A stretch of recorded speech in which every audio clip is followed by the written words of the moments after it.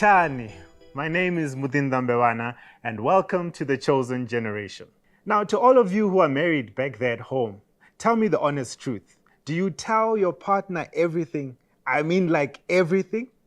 Well, today we are talking about secrets in relationships. Relationships between friends, colleagues, and everyone. Should we keep secrets amongst relationships? What are your views on this? Well, joining me today, I've got a few guests who are going to help us unpack this issue a little further. We are joined by Pastor Michael Ngwaru, who will be giving his views on this subject. We are also joined by Ken Deleuze, who will also tell us what he thinks about secrets in relationships. You can also share your views with us. The hashtag is TCG on SID. Let us know if you would keep a secret from your loved one. Well, it's time to get straight into the conversation.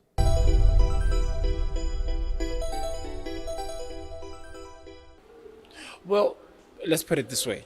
Whether good or bad, secrets are just a no-go for anyone, whether it's a young child or umuntu omdala or, even partner or family-wise, anything. It's just totally wrong. Why I'm saying that? One, it breaks people's hearts. It demolishes families. It creates a barrier between people, friends, family, businesses, business people and whatnot, So having a secret, it's really bad. I do not think secrets are good in the sense that there's just something about secrets that is probably harmful to the one who's keeping the secrets, For instance, if I'm hiding something from my partner, even if they do not know, the fact that I know something that they probably should know, but they do not know, might affect the way that I behave in the relationship. Maybe I might become aloof and detached and always on edge, wondering if maybe they will find out about it someday. So I do not believe that there is any good secret. I do believe that with any sensitive information, there is time and place for one to say something, but I do not believe that it is at any time proper to keep secrets.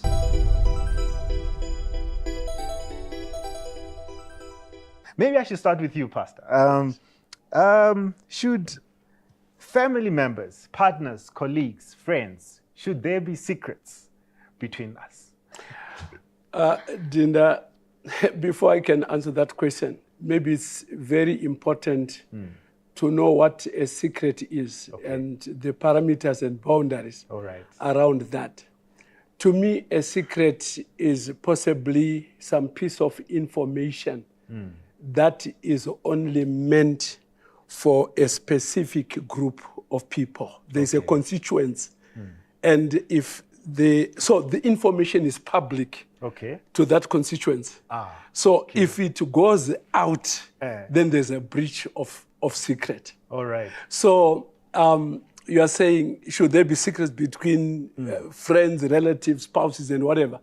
Yes, depending what information you are dealing with and whether it is meant for that constituency. Yes. But isn't that a bit tricky? What if someone finds out that you have kept something from them? Won't that create a challenge in the relationship?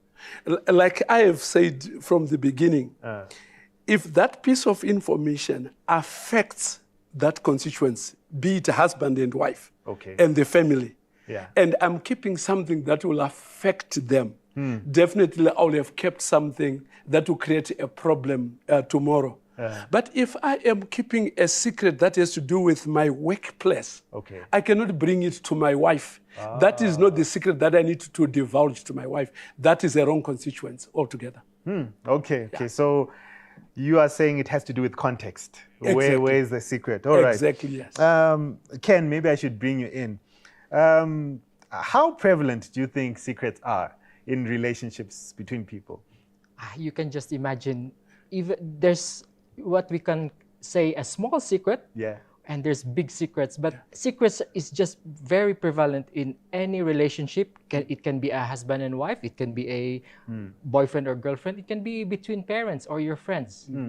And secrets, as I see it, it's always a two-edged sword. Okay. you are sometimes wanting to tell the secret, but how do you know that it will not hurt the relationship? How will you know that it will not be a hindrance now that, oh, this secret has now dragged on, especially when you're just starting with your relationship or with your marriage. Now that, are you sure that that will not be an issue 20 years later down the road? But Ken, if you are married and you have a secret or something that you've not shared with your wife, and you do it because you know it's gonna hurt her. Maybe it's something that someone said about her, maybe from your family, I don't know, whatever the case is.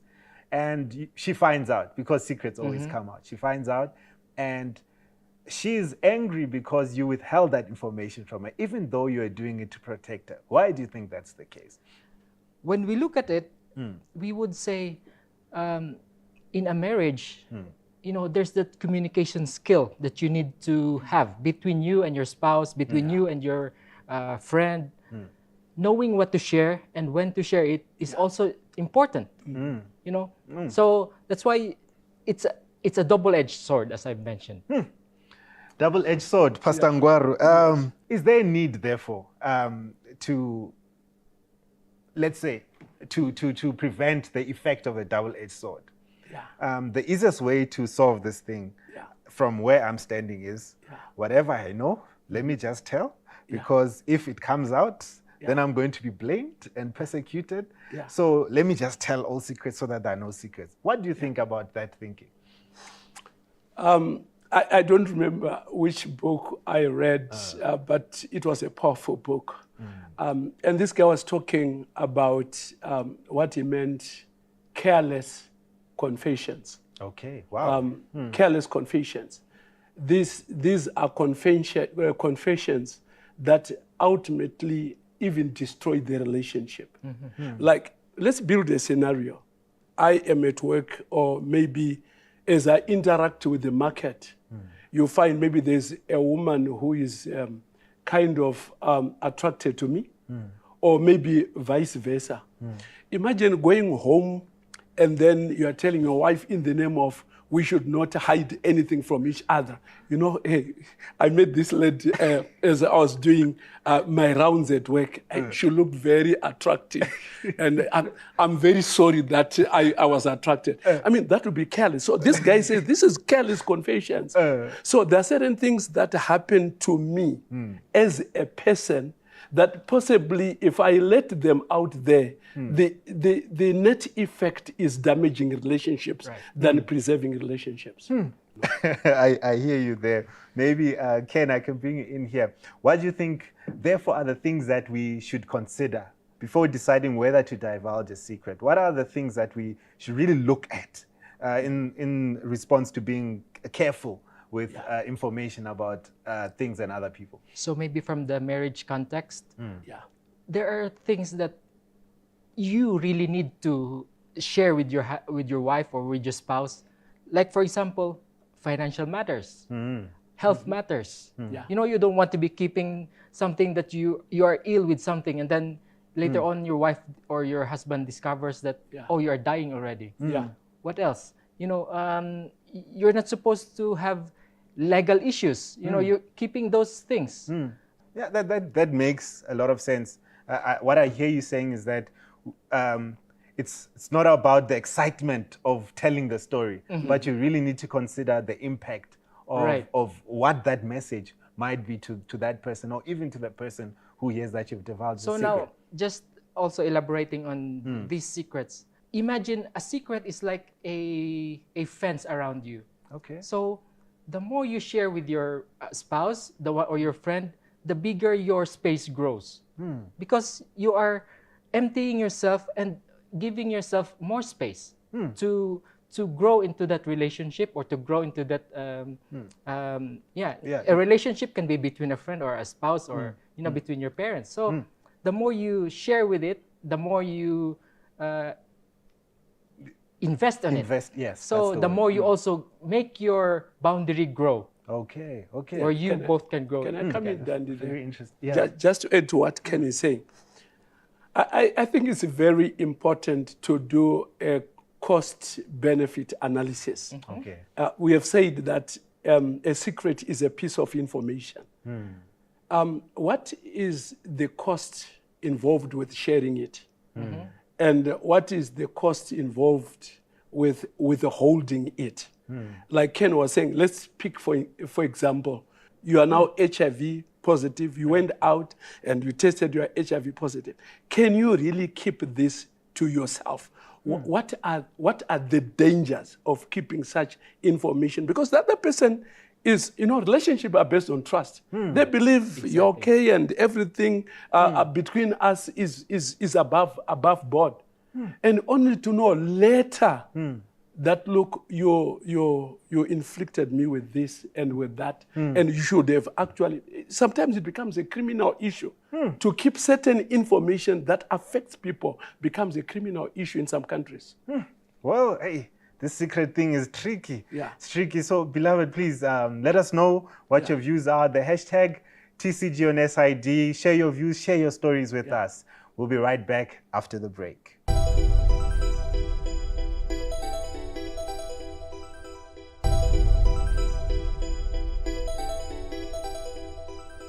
Welcome back to The Chosen Generation. We are still talking about secrets in relationships. We love you to share your views with us. The hashtag TCG on SID. Let us know what you think. All right, let's go right into the conversation. Maybe I'll start with you, Ken. Earlier on, you spoke about the dangers that are associated with secrets. I want us to explore that a little bit more. How can lying and keeping secrets be destructive to a relationship, this issue of withholding secrets? I think we should put a marker or a big line between lying and a secret. Because lying, there's a big difference. Keeping a secret, like your fears, some of your, like as a person, you have your something that you want to protect yourself to be healthy. But lying is a totally whole different ball game. You are trying to deceive another person, and that always goes back to you. That's very interesting. Pastor Ngwaru, he's saying that these are not related. It cannot be the same thing. What are your views? Yeah, I want to support what Ken is saying. Lying is lying, and sometimes secrets are secrets. But sometimes there is actually a very thin line between the two, because sometimes lying can be a method of keeping a secret. So lying becomes a method. Okay. So there's a secret that you don't want to let out, but then you are then probed, and people want information, and then you end up lying to avoid letting them know something that they should not know. Like, for instance, let's take this story. You remember the great Exodus? Yes. The children of Israel are going from Egypt to Canaan, and now they are spying around Jericho. And there's this lady, is it Rahab? Yes. Rahab. And she hid some 2 spies there. And the guys came and said, we know you have people in your house. No, you can get in and search, and if you find them, fine, but I don't have anyone here. Ironically, and this is what disturbs me, when you go to the heroes in Hebrews chapter 11, she is identified as a hero for keeping a secret. But the way she used it, there was a white lie there. You get the point. But I'm not advocating that they should be white. What are you saying, Pastor? What are you saying? I'm not advocating that they should be white lies. But the point I can say basically is, if the truth is none of your business, I have no obligation to give it to you. If the truth is none of your business. That's very interesting. You've almost touched this. I think I'll bring it in, Ken. Yeah. That sometimes there's a big necessity for a secret. In your story, it could even save a life. What do you think? Why do you think there's this bad connotation that people have put onto secrets? What is sponsoring that idea that no, all secrets are bad, no secrets must be kept? Why do you think people might think that way? Again, let me just give an example. So growing up, you know, my mom was a worker. You know, my dad was far from us when I was growing up, and it's only my mom who was close beside us. So in order for me to try and help her, I tried to keep some secrets to myself. Like I don't want to share many of my issues, some of my challenges maybe in school or maybe at in whatever, even in finances, because I feel that if I give those secrets or share those secrets to her, it will be a burden to her. So it's also can be like, you know, you don't want to burden your husband, you don't want to burden your spouse. So you are trying to keep those secrets. So those are some of the ways that it depends on which perspective you are now. So like, let's go back to the example of Pastor Nguaro. Like Rahab, if you are maybe with the citizens of Jericho, it can look bad. Yeah. Okay. But from the other side, the Israelite side, yes. it's an advantage to them. That you bring up, that's an interesting point. Exactly. So how do we navigate that issue? How do I decide who must benefit from my secret? Look, like we have said, that every secret operates within parameters of a constituency. If it is an issue of my health has been challenged. Let's for purposes of illustrating, say I've tested HIV positive. The immediate constituents there is not my father, it's not my brother, it's not my workmate, it is my wife. We need to have shared confidentiality that, look, sweetheart, this is now my state.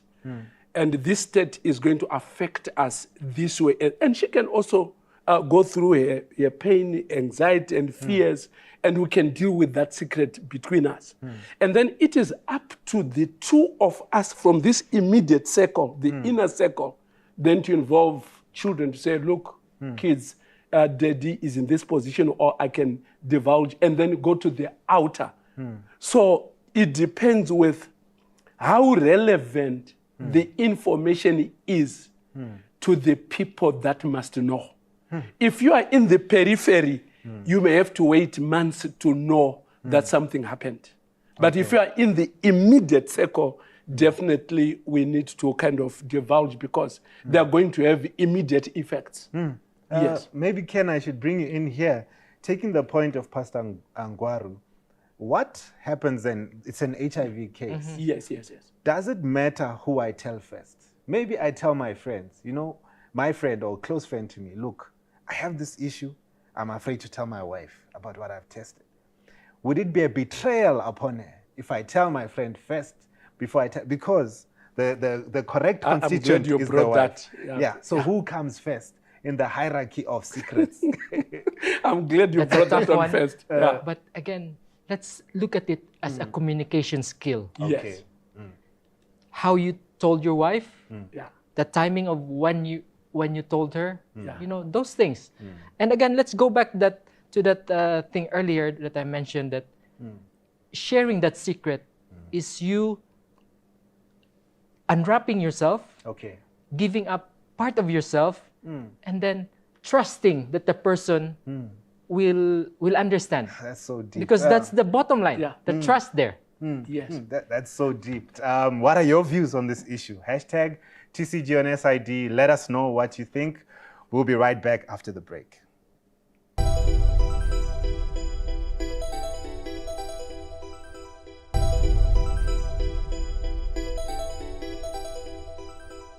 Welcome back to The Chosen Generation. We're still talking about secrets in relationships. Please share your views with us. The hashtag is TCG on SID. Let us know what you think. Ken, maybe let me start with you on this segment. Something that commonly happens. Your parents are in some sort of financial need, or they need money from you. Okay. You happen to take money and send it to your parents without the knowledge of your wife. And she doesn't know. This is a secret now that you have, that you have done this. Is there a problem with a secret like that? Because, I mean, your parents brought you up, you know, and okay, you love your wife also, but yeah, how do you handle that problem, that challenge? So in a marriage, one of the biggest stumbling block, or maybe the biggest hurdle for both is the financial thing. But when my wife and I started, what we did was we agreed that whenever my family wants some money, I would tell them, go to my wife. And then when her family or any of her siblings, her parents would need some money and, you know, ask for money, they would tell her parents or her relatives, go to my husband. So there's no secret between us. So now they have to respect that that's how we agreed how to deal with our financial matters. So now we really don't have any issues with the financial things, because when my family goes to her and asks, she already knows. There's no more like hurdle that I have to go to Ken and then I have to ask my wife. They already asked the right channel. So Dinda, may I come in there? There's a complication that I want to bring in. What Ken is saying is true when everything is equal. Okay. You get the point. Like, Gay can go to, your parents can go to Gay and their parents can come to you. It's very idealistic and sometimes very practical. But in some contexts, it is not. And hence, it becomes a feeder for secrets. Like, for instance, when you tell your parents, when you need money, go to my wife. And they go to your wife and there is no money that comes all the time. They need help. They come to you, go to my wife, and it's a roadblock. There is no money that comes all the time. You tell your wife, please, could we assist the parents? And she is unrelenting and what have you. At the end of the day, let me say this, because as pastors, we pray with quite a number of people. And one of the situations that we pray for are situations where a spouse becomes very impossible to your parents. And now, as a husband or as a wife, you don't know what to do. So at the end of the day, Daddy, here is money. Mommy, here is money. And sometimes you don't have to go back home and tell your wife to say, I helped them with money, because there's going to be divorce, there's going to be fights. Why did you do it, and what have you? So sometimes people keep secrets, not because they want to, but sometimes they don't know how to deal with this whole issue of how do we assist or how do we work with third parties. And then you have this an uncompromising situation where you don't see eye to eye on certain matters. There aren't simple solutions sometimes to what we are discussing about. Yeah, that's very interesting. Let me just add and elaborate on what I was. What the point you're bringing. Yes. So when we started, as husband and wife, you're both starting together. So you're both investing in your relationship. You're both investing in the trust, basically. So now you trust each other. On how to handle your finances. So when that trust is already built, and it's already like a foundation of your marriage. So now, even though that agreement that you already agreed upon, where my relative or my family goes to her, that can now be bypassed. That they can now come to me, because there's already a foundation of the trust between us. That makes sense. So because you are building the trust, then you would come up with techniques that will show how, let's say, transparent you are. And then after a while, then the need will fall away for such systems. So what I'm getting from Ken is, we build trust. It's a journey. Okay. Even for me to get to a point where I can open my heart as a book in front of my wife. It's not an event. It's not because we are in love. It's not because we are married. Right. But I like how Ken is putting it. Because we have learned to trust one another. Now I get to know that even if I tell you this, we can handle it better because of the level of trust that we have gained from each other. That's very interesting. I think that's the best place to end the show. Thank you so much to my guests for helping us, begin to think about this from all angles. Really appreciate it. To the viewers at home, thank you so much for allowing us into your homes. We hope that you indeed give us a chance to be with you again in the next time. And perhaps maybe a final word. There is definitely, it seems like secrets are a part of life, and there's definitely a need for those graves where the secrets can be kept. Proverbs 25 verse 9 says, do not go and share someone's secrets with someone else, because at the end, people will think that you are the bad person. And I guess the last thing I can say about this is that there's only one person really who can keep your secrets, and he is Jesus, the one who saves, who sanctifies, and satisfies.